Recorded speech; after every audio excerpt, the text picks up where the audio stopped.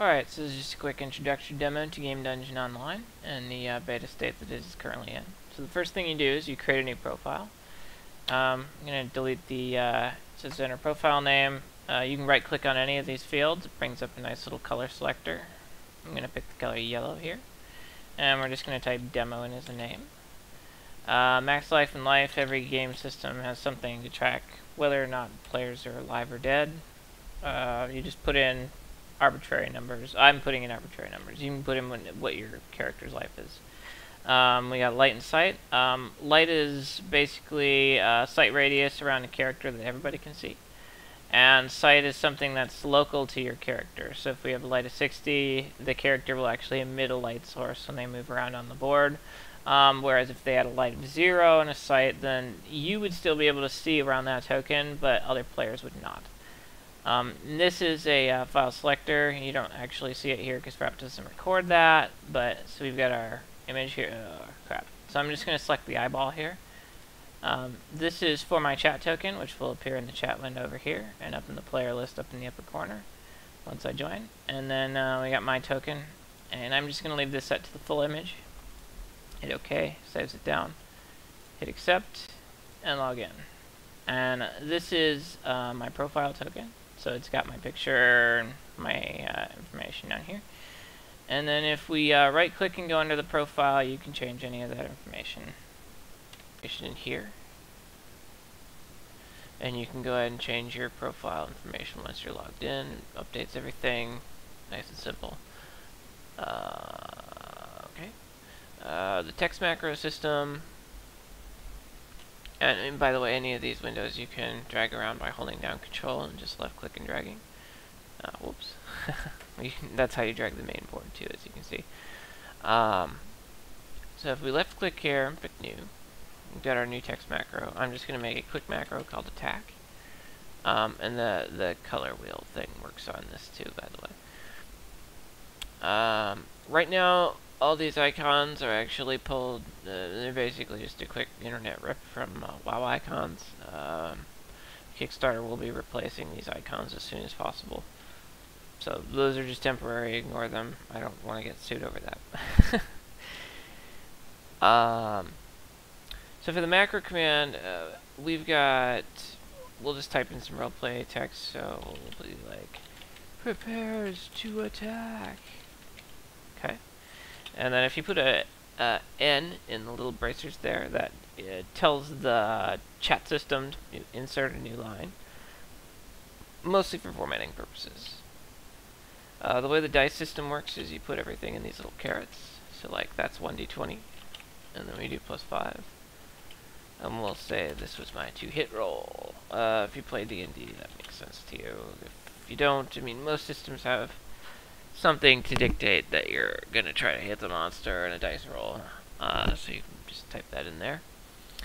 And then I'll do 2d6 +5 for my damage. I'll just type damage. That ends breaking them all up. I'll put the cursor here. I'll right click. We'll just make the text red for the damage. Okay. Save my edits. We've got my little attack button here. I'm just going to drag it down over here. And this is our, basically you can think of it like an MMO or, whatever game. It's just your, like, bar of actions. And action bar, whatever. Anyway, that's there. And then when I'm done with that, you just click it, and it says, ooh, demo prepares to attack. And it shows all your dice rolls and your text macros. You typed it, and you can use that for, you know, setting up everything, all the dice your character needs to roll during a session, and it saves all that information in your profile, and you're good to go. You can make additional tokens for yourself. This would be for, like, let's say I have a pet tiger. So I'm going to make a token for my pet tiger. My tiger is actually better than me, so he got 100 life. Initiative is not a big deal. Size, we'll say size is 2, which would be a large creature in D&D. You can set it to whatever. The tiger does not emit a light source, but it can see out to 60 feet. So we'll do that. If you right click on the token, it defaults this generic kind of tokeny texture, and you can right click to change the color that the default tokeny texture looks like so. You can also left click and do the full texture replace. I'm not going to do that for this, but okay.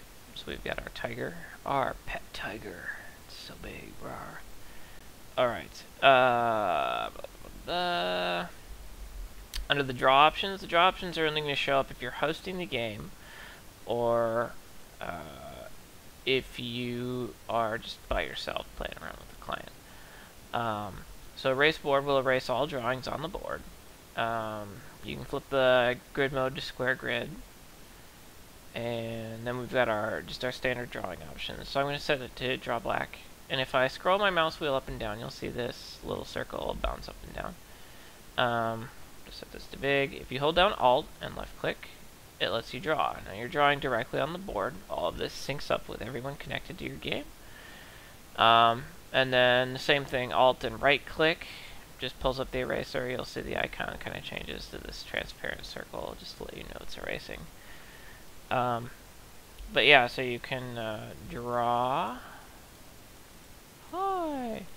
And then you can change the color. So make it blue and then underline it. Right now I'm only providing a few generic colors. I may change this to like the color wheel picker at some later date, maybe. I know some people prefer square grid, so there's a square grid option in there. I like hex myself, but you can set it to either or. Some people are used to square, that's fine. We got fog color. This is where the lighting system comes into play. So all that light sight mumbo jumbo. If I set this to full black, and you'll see we've got our transparency slider here, and it's set to fully opaque. Hit OK. Now we've got our light system showing up. Now what's showing up here for the tiger, you'll see I set the light on this character to, I think I set it to, looks like 60. So we've got our light on our character. So he's emitting a 60-foot light source, and then the tiger can see out to 60 feet. So it looks the same, but the difference is that players looking at the game will see this character's light source. So they'll see this big circle for this character because he's got a big light source. The tiger, they'll see nothing. You can see what the tiger can see, but they can't. That's basically the gist of it. At this point, I'm going to go into the networking piece. So when you hit join game, you're going to create a server profile.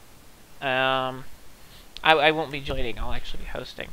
And I'll just have my laptop join the game real quick just to demonstrate how that piece works. But you would basically just type in a name. You want the IP address. You have to go to whatismyip.com, get the external IP address, and you also need to make sure that the port. I defaulted to 7777. You can set it to whatever you want, but you just need to make sure that your friends know which port it is, they type it in, and that it's open on your router. Okay. Oh, I forgot this part. This is one of those little beta nuances. There's no way to close this menu, so I have to like pick a connection, then it goes away. Anyway, just to note that. Okay, so we've got a host game. This is very generic. I'm just gonna leave it at password, default settings, and we'll just run it. And then I will fire this up real quick on my laptop here. And my player's gonna, or my laptop's gonna join. And there we go. Now I can see on my laptop it has synced up my little high drawing, and my player's joined, and he's brought a couple tokens with him. We got our player icon here, and you can see I can drag him around. He's got a little light source attached to him, and then he's got these 3 wolf tokens with no light source attached. They can drag them around independently, and that's just sort of how they moves around within the game. Okay, and now that I'm the host, so I can interact with these. So we've got our wolf. When you left click on a token, it brings up the token menu, and you can do things like damage the token. So I can apply 10 damage to the wolf, which apparently it only had 10 hit points. So it died. But you see these nice little numbers pop up indicating damage. Also post the information in the chat log down here. We've got the shrink and grow features. Grow would be for if, again, large person, similar effects. Shrink shrinks it back down. When you're dealing with player tokens, like a profile token, if you grow it, you'll see it gets kind of ugly, crappy resolution. You can actually re-render the token in high res if you size it up to the maximum size that you're going to make your token. And then just repick your image. Hit OK. You'll see it updates to the nice image. If I hit accept, it updates to the nice token. And then I can shrink it back down to original size, or leave it at a mid-range size, or whatever. So if you left click, we've got the damage and healing thing, the shrink and grow. We've got the tag text. Tag text is, you can leave a reminder for yourself or leave status effects on you. So we'll say mage armor on the tag text. And all the chat formatting stuff works here, so the color works. The new line thing works, so we'll do color red. Bleeding! Close it off. And you'll see when I hover over it, I've got this this nice chat bubble that pops up. That's got all the tag text information in it. So that's what that's for. And if any player mousing over a token. Alright, so I'm going to go over combat real quick. To begin combat, you just right click anywhere. As long as you're the host. And you hit begin combat. It brings up this nice panel. We've got our aura showing here. I actually added that at an earlier point. So we've got our wolf. All of these are just general initiative. So whatever order you want them to go in. The larger number goes first. The aura is an effect, so it's going to be ignored.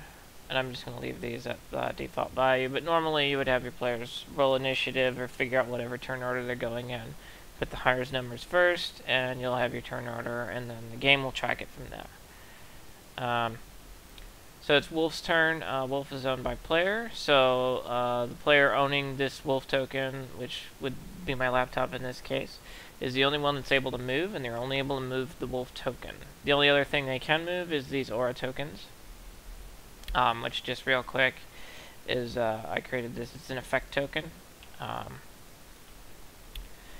All that means is that you can move it at any point. It's just there for visual display, so it lets players know information. You can use them as light sources, like magically summon light sources or whatever.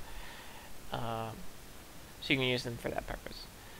So if it was the wolf's turn, it would be like have him move down to where that tiger is, over here, and then it would attack the tiger.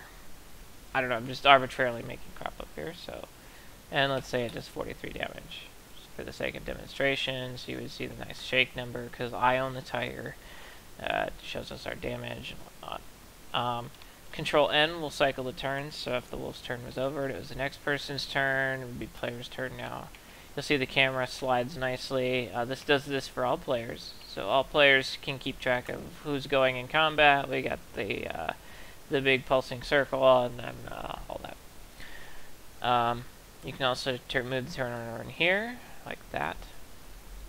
And then this is where you would end combat. So you just hit end combat. That's pretty much it. We have a play song option, which I've noticed it's not showing, Fraps is not showing the Windows cues, but when you hit play song, it brings up a file selector dialog, and it will play any music as long as everybody has the same song in the same place on their computers. So like you create a file sharing system and share a few songs, and everybody has the songs in like their My Documents folder. And when you hit play song here, it will tell Windows to queue up that song in Media Player on all the PCs, and everybody can hear the same song for like mood music or whatever. And that's pretty much it.